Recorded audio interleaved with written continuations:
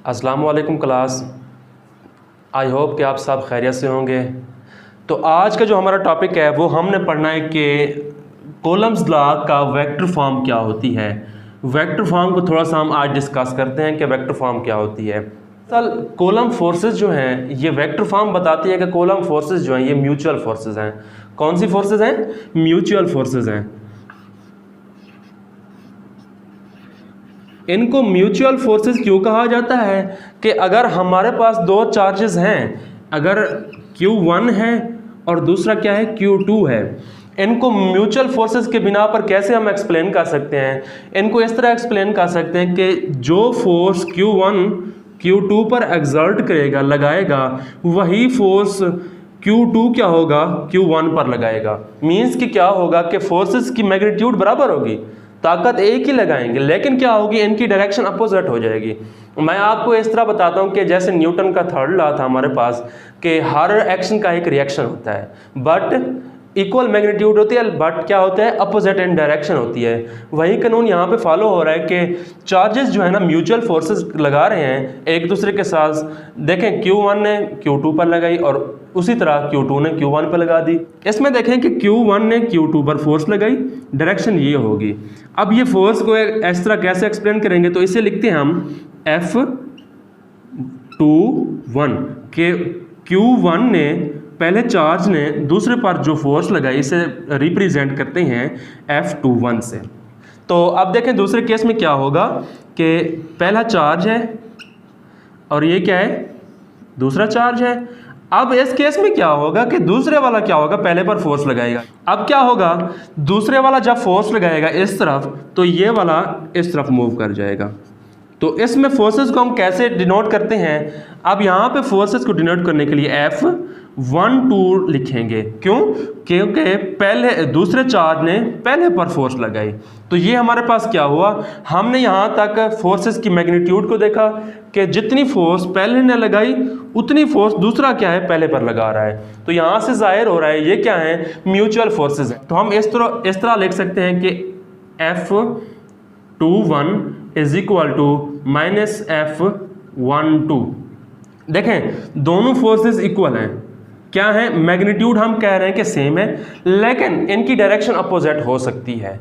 तो यहाँ पे एक चीज़ मैंने लिखी है कि ये नेगेटिव साइन किस चीज़ को डिनोट कर रहा है। हमने नेगेटिव साइन को भी थोड़ा सा यहाँ पे डिस्कस करना है। नेगेटिव साइन दरअसल क्या बताता है कि तो क्या है, इनके दरमियान अट्रैक्शन की फोर्सेज हो रही हैं या रिपल्शन की हो रही हैं। ये जो नेगेटिव चार्ज है ये फोर्सेज की क्या होगी, अट्रैक्शन और रिपल्शन दोनों के बारे में बताएगा।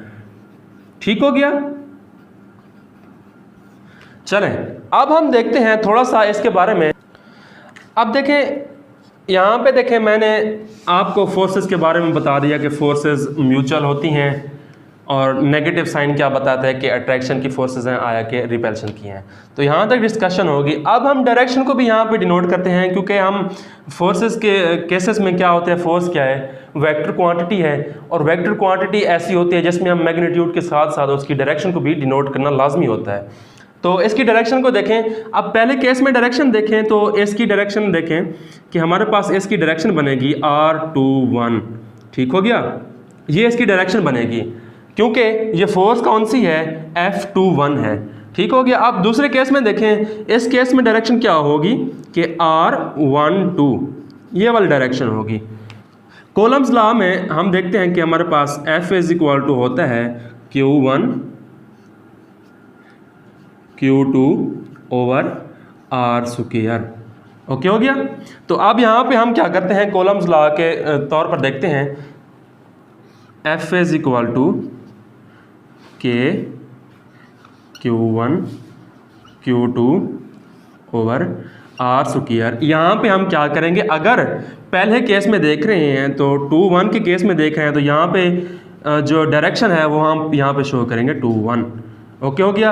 अगर हम दूसरे केस में देख रहे हैं F12 के केस में, तो फिर क्या करेंगे कि Q1 Q2 over R square R12 direction, F21 is equal to minus F12। अब यहाँ पे इनकी वैल्यूज़ पुट कर दें। हमारे पास था K Q1 Q2 over R square direction 2 1, और दूसरे केस में क्या होगा, minus K Q1 Q2 over R square direction हमारे पास कौन सी है 1 2। यहाँ पे मैं लफ्ज़ यूज़ कर रहा हूँ डाई इलेक्ट्रिक, कोई भी फोर्सेस नहीं गुजर सकती, बिल्कुल वो फोर्सेस रिड्यूस हो जाएंगी डाई इलेक्ट्रिक के केसेस में। अब देखें हमारे पास कोई भी दो चार्जेस हैं, पहले उनके दरमियान थी फ्री स्पेस, ठीक है, यहाँ से फोर्सेस निकल रही थी, यहाँ पे इन हो रही थी, ठीक है, अगर यहाँ से निकल रही थी तो यहाँ पे इन हो रही थी। तो फिर क्या हुआ, अगर हमने क्या किया इस केस में, हमने कोई भी यहाँ पे इंसुलेटर इंसर्ट कर दिया, कोई भी डाई इलेक्ट्रिक इंसर्ट कर दिया, तो फिर क्या होगा, इंसुलेटर हमने क्या किया, कोई भी, चले यहाँ पे वुड रख देते हैं, वुड के केस में क्या होगा, वुड जो है लकड़ी ये कंप्लीटली इंसुलेटर है, ये क्या करेगी, यहाँ से फोर्सेस जो होंगी आया कि इस चार्ज से जा रहे हैं या इस चार्ज से जा रही हैं, दोनों को क्या कर देगी, रिड्यूस कर देंगी, फोर्सेस जो होगी उनकी स्ट्रेंथ रिड्यूस हो जाएगी। अब ये डाई इलेक्ट्रिक की वजह से जो फोर्सेस रिड्यूस हुई हैं इसको कहते हैं हम रिलेटिव परमिटिविटी, रिलेटिव परमिटिविटी, ठीक हो गया। अब ये हो गया हमारे पास रिलेटिव परमिटिविटी। अब इसको हम कॉलम फोर्सेस की बिना पर कैसे लिखेंगे, वो इसका फार्मूला बन जाएगा हमारे पास के Q1 Q2 over R square, और यहाँ पे हम क्या करेंगे, अगर हम K की वैल्यू को रिप्लेस कर दें, हमारे पास थी 1 ओवर 4 पाई एप्सिलॉन नॉट। अगर हम रिलेटिव परमिटिविटी के केस में देख रहे हैं, अब ये साइन आ जाएगा तो हम समझ जाएंगे यहाँ पे कोई ना कोई डाई इलेक्ट्रिक यूज हो रहा है।